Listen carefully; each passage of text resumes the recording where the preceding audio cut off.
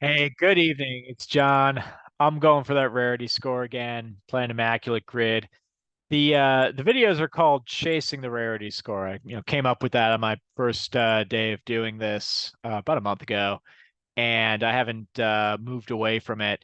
Um, I think yesterday was an appropriate use of the title, right? Because um, the stumper was Yankees Rookie of the Year, and it didn't stump me. I knew that Aaron Judge had won Rookie of the Year. I knew Derek Jeter had won Rookie of the Year, and I knew that all sorts of people were going to get that anyway. And I wanted to chase what still would have been, not my best rarity score, but something in maybe the 40s. And so I went down swinging Joey Gallo style by going after Elson Howard, who played pretty well his rookie year with the Yankees, but didn't have full playing time, the kind that you would need to win Rookie of the Year because he was stuck behind Yogi Berra to be catcher. It'd be a few years before he got really start getting in the Yankee lineup regularly. So I would call that a semi-educated guess, but really I was the next thing I did after I got that wrong was just like, all right, let's look up some rookies of the year. Let's see if we can do better on this next time. So I don't know if any of them stuck. We'll find out next time that's a category, but I'm going to get into it now. Let's get playing. There it is. There were 9 of them, as it turns out. Thurman Munson would have been a better guess, as it turns out, because he did win Rookie of the Year. Hit and refresh. All right. Let's see here. We got Phillies. We've got Mariners. And over here, we've got Rangers. Got a pretty good one there. Orioles and Rockies.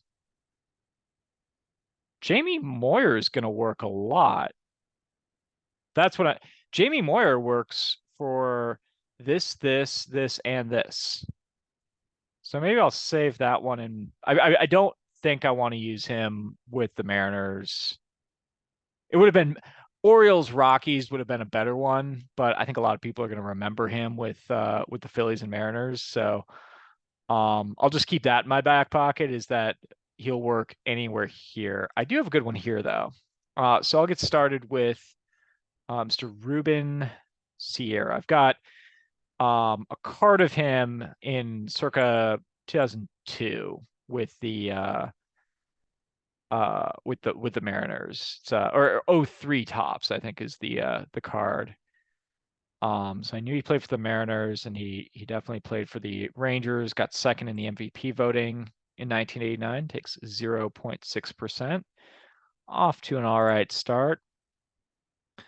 For Phillies Rangers, um, I've got one.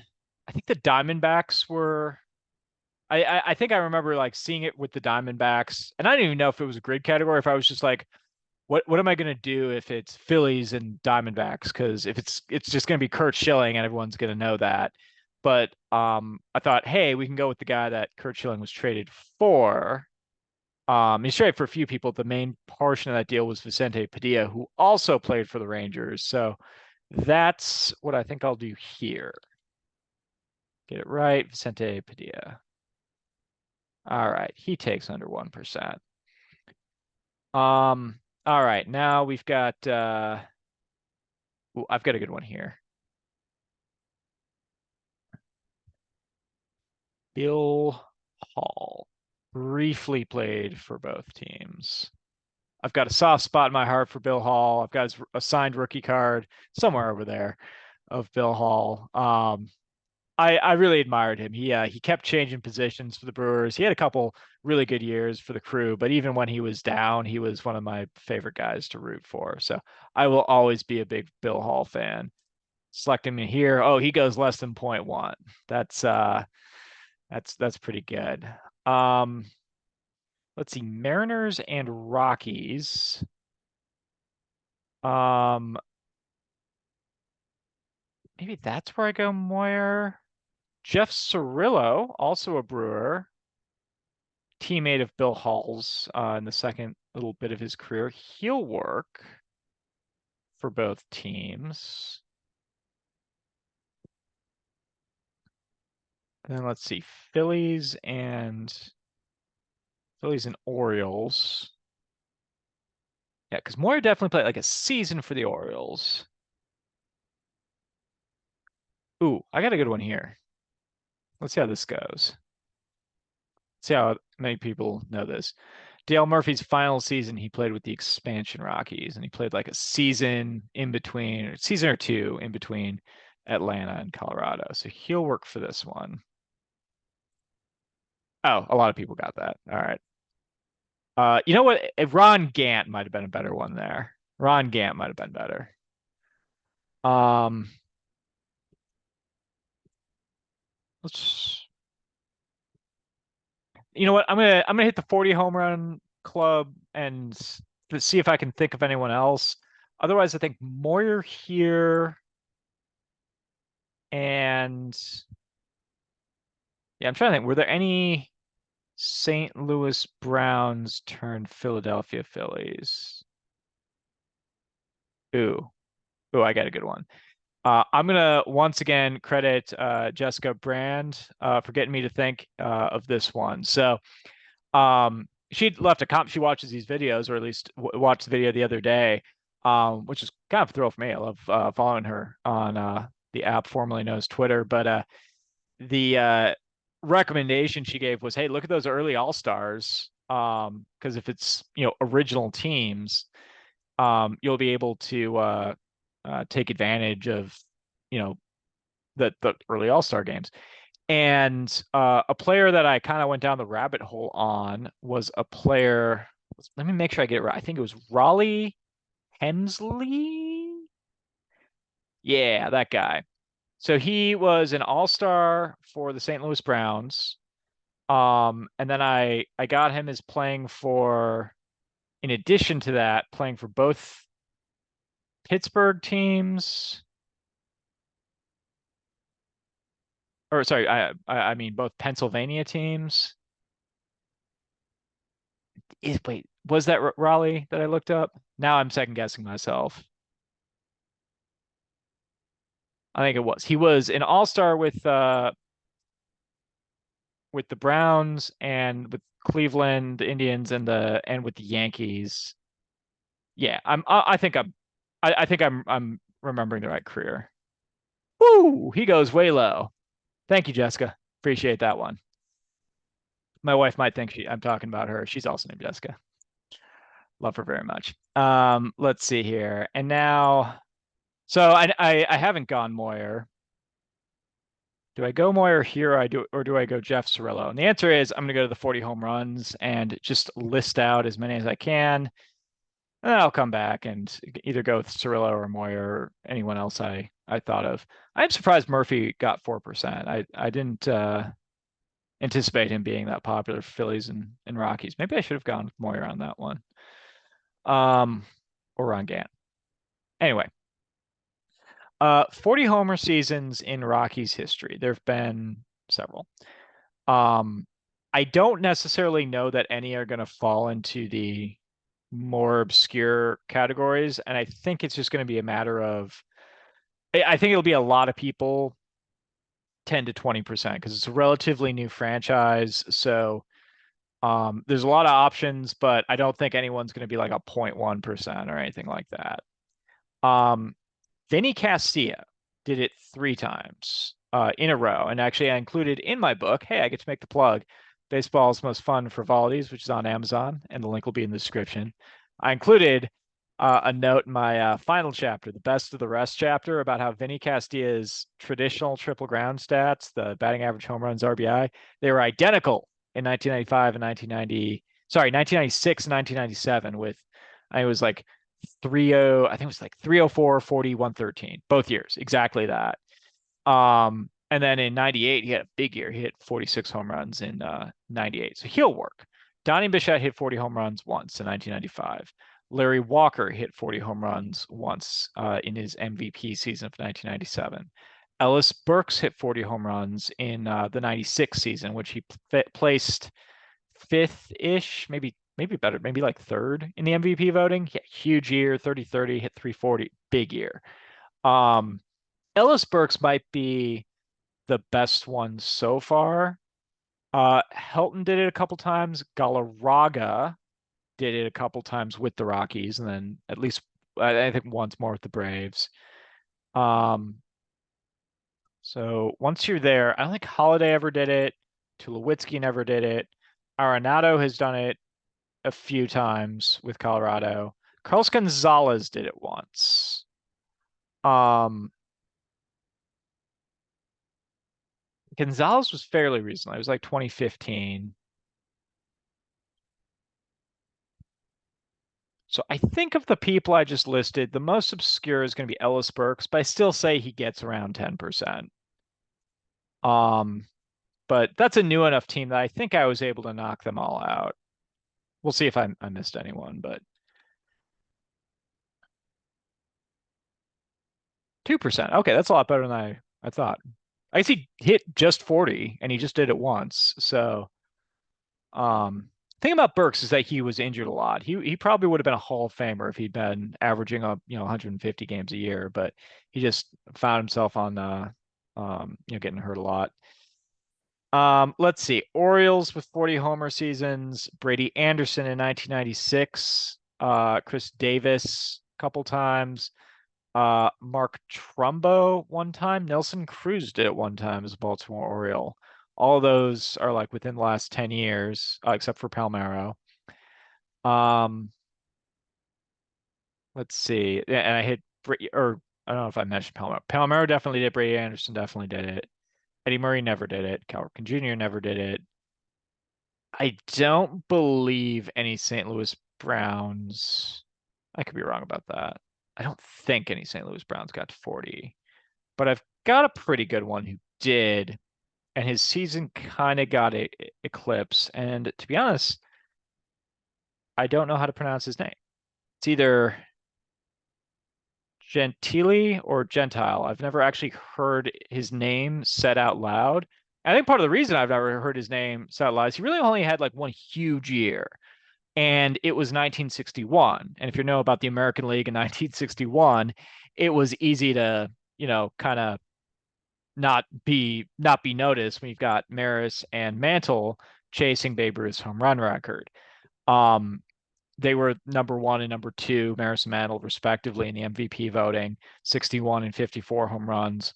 Over in Detroit, who they were the second best team in the league, they also won over 100 games that year, and actually scored more runs than the Yankees. Fun fact. They had two people hit 40 home runs. Norm Cash, who had a season of his life, and Rocky Colavito also hit over 40 home runs. So a lot of people, it was an expansion year. I think a lot of people taking advantage of that. Jim Gentile, though, or Gentile, again, I don't actually know. He had a huge year, including hitting over 40 home runs that season. So I'm going to go with him, and we'll see if enough people go with Davis and Palmeiro and all those folks to mask him. 1%. All right. And with the Rangers, um, my inclination is to go to the Washington Senators. This is the second iteration of the Washington Senators. Actually, that same year, 1961, that I was just talking about, was an expansion year for what became the Rangers, the Washington Senators franchise that became the Rangers. The previous iteration that had existed for 60 years prior to that moved to Minnesota, became the Twins, but there was no gap in baseball for Washington Senators fans. They left on the last day of the 1960 season rooting for one group of Senators, and they came in 1961 opening day rooting for a different group of Senators. And I guess 1960 was an election year, so that's kind of a metaphor, I guess. And I think it'd be interesting to see who if anybody was on both teams, like ended the season with the 1960 Senators that became the Twins, but went to the new expansion team. I bet someone did. Anyway, that's not who I'm going to take. I'm going to take Frank Howard. I think that's the optimal choice here. The other ones: Juan Gonzalez, Mark Teixeira, Joey Gallo, Palmero, um, Hamilton. Josh Hamilton definitely did it. Yeah, I'm going to go with the Capital Punisher, Frank Howard, who was also a Rookie of the Year, but not with the Senators. It was with the Dodgers. I looked that up on after messing up yesterday's. 2%. All right. Um, So I don't think I've come up with anyone better. Have I? I think.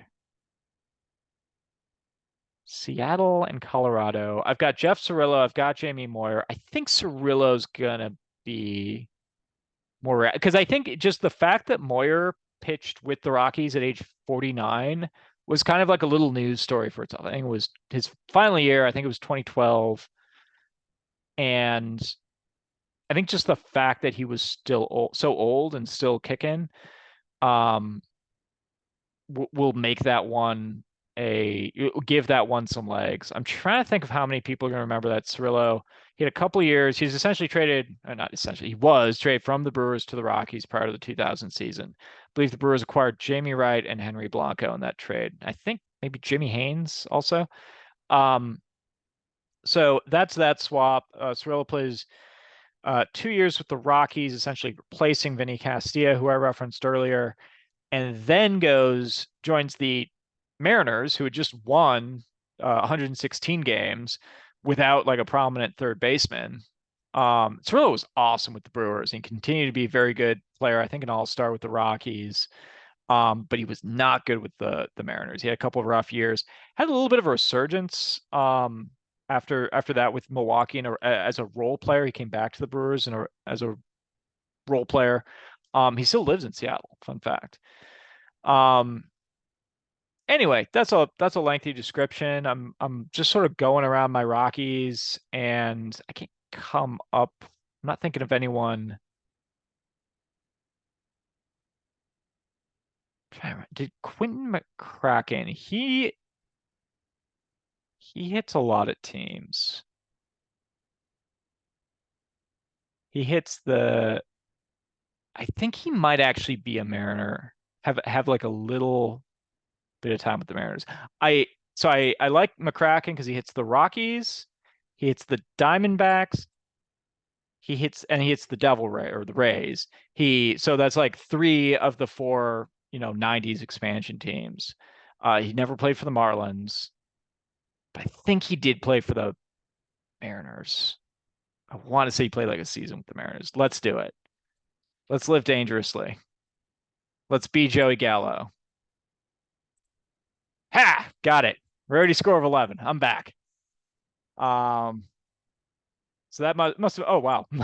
Moyer. Not only would Moyer have been chosen, that he would have been the most pro. I think Moyer of all these four, I think Moyer would have been the pick.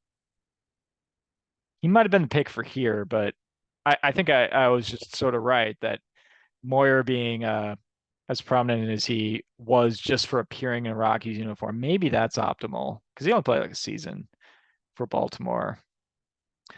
Um, yeah, go figure. This would be A-Rod with the Mariners and Rangers. Let's see here. I'm just gonna do these. This is see if I hit everyone while I was just blabbering on. I didn't say A-Rod, which was kind of a miss, but I think I hit everyone else. Um, let's see. For the Orioles, I hit everyone, and I'm pretty sure I made the right choice as far as rarity score. And I hit every Rocky. I think I listed all those guys. So, pretty happy with 11. I'm back after a couple, back-to-back subpar performances. So, once again, thanks a lot for playing along.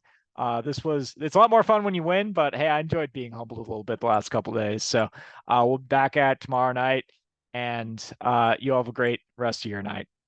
Peace.